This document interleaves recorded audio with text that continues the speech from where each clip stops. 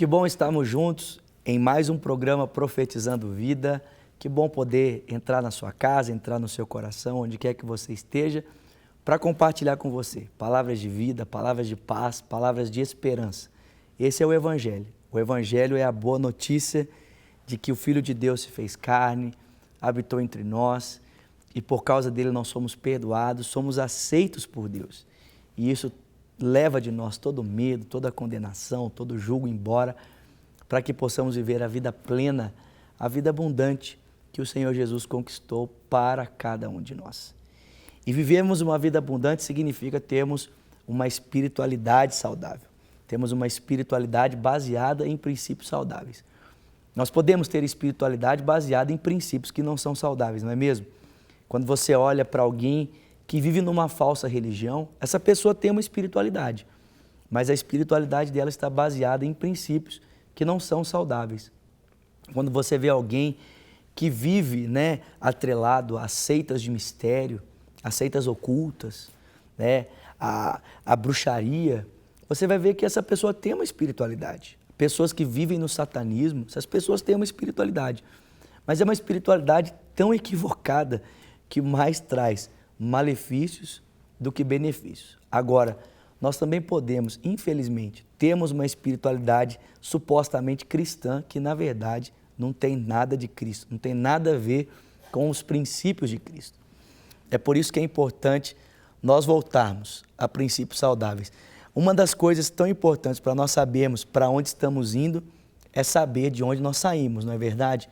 Às vezes, se nós queremos ter certeza que estamos caminhando na direção correta, vale a pena olharmos para trás e verificarmos o local de onde nós saímos para ver se ainda estamos permanecendo na rota correta.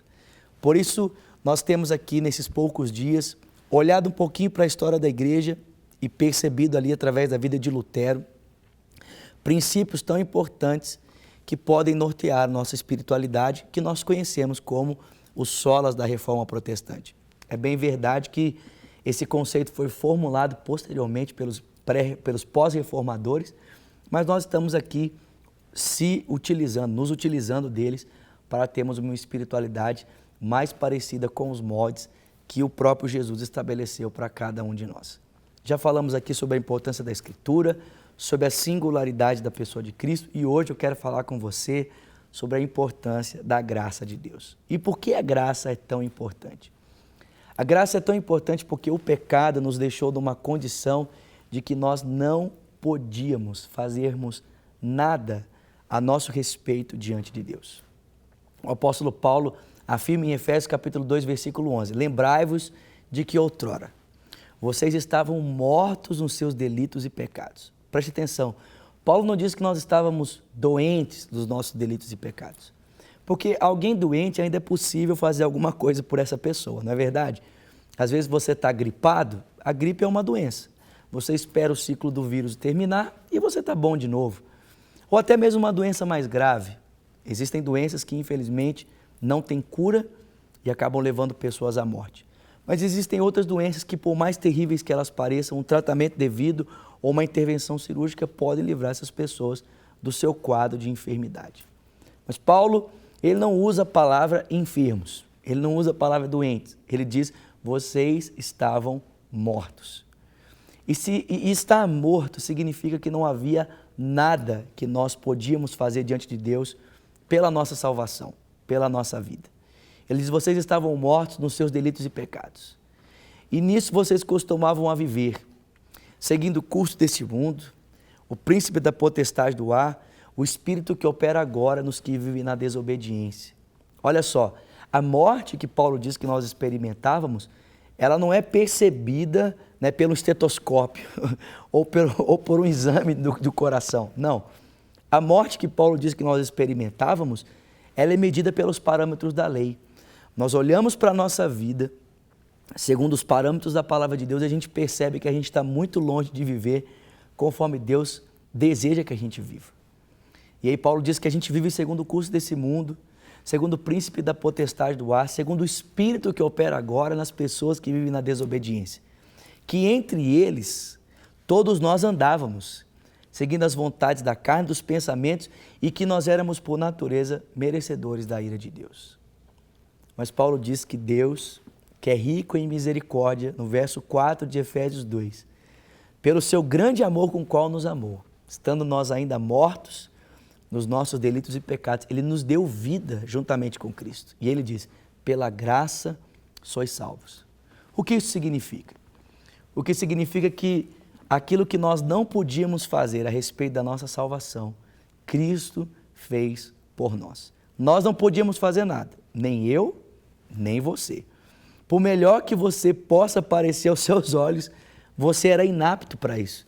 Talvez você fosse apto para outras coisas. Talvez você fosse apto, para ocupar uma função no banco, uma função executiva que demanda uma credibilidade de caráter, mas diante de Deus, tudo isso era em vão. A Bíblia diz que as nossas obras diante de Deus são como trapos de imundície. Mas a Bíblia diz que aquilo que nós não poderíamos fazer, o Filho de Deus fez por cada um de nós, entregando-nos a vida. E essa entrega do seu Filho, essa entrega de Jesus por cada um de nós, é que nós conhecemos como graça de Deus. A nossa salvação é única e exclusivamente baseada nos méritos da pessoa do Senhor Jesus Cristo. Então não existe nada que eu e você pudéssemos fazer. E aquilo que nós não podíamos fazer, Cristo fez por nós. O texto diz, pela graça sois salvos por meio da fé. Isso não vem de vós, isso é um dom de Deus. Não é das obras para que ninguém se glorie. E o texto diz, no versículo 10, que nós somos feitura sua, criada em Cristo Jesus, para boas obras, nos quais nós fomos preparados para que pudéssemos andar nessas boas obras. Versículo 10 do capítulo 2 de Efésios. Quer dizer, nós não fazemos o que fazemos para termos algo. É diferente. Muitas pessoas vivem baseado nas obras. Não. O cristianismo é baseado na graça. Nós não fazemos para ter, nós fazemos porque já recebemos. Porque tudo que diz respeito à salvação nos foi dado gratuitamente em Cristo. Então nós procedemos da forma como Deus nos criou para ser, para o louvor da sua glória. Nós somos tão gratos a Deus por tudo que Ele fez por nós, que a única maneira, o nosso único desejo é viver em obediência ao seu querer, em obediência à sua vontade. Então, tenha uma espiritualidade baseada na graça de Deus. Livre-se da religiosidade, do legalismo, de pensar que, são nos meus méritos. Não, são nos méritos de Cristo, são nos méritos de Jesus. Confie nos méritos de Jesus. Apoie a sua vida nos méritos de Jesus. Você pode ter mérito, nós estamos falando do mérito diante de Deus. Você pode ter mérito diante das pessoas, você pode ter mérito no seu trabalho, mas no que diz respeito à salvação, nós nos apoiamos única e exclusivamente nos méritos da pessoa de Cristo, ok?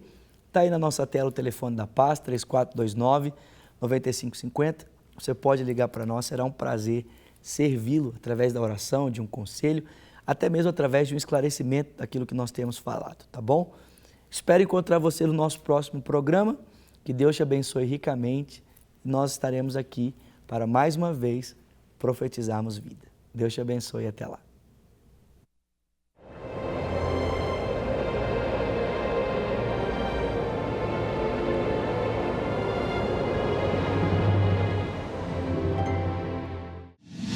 Para receber todas as novidades do canal, inscreva-se e, se curtir o vídeo, clique em gostei. Aproveite para acompanhar a Rede Super nas redes sociais.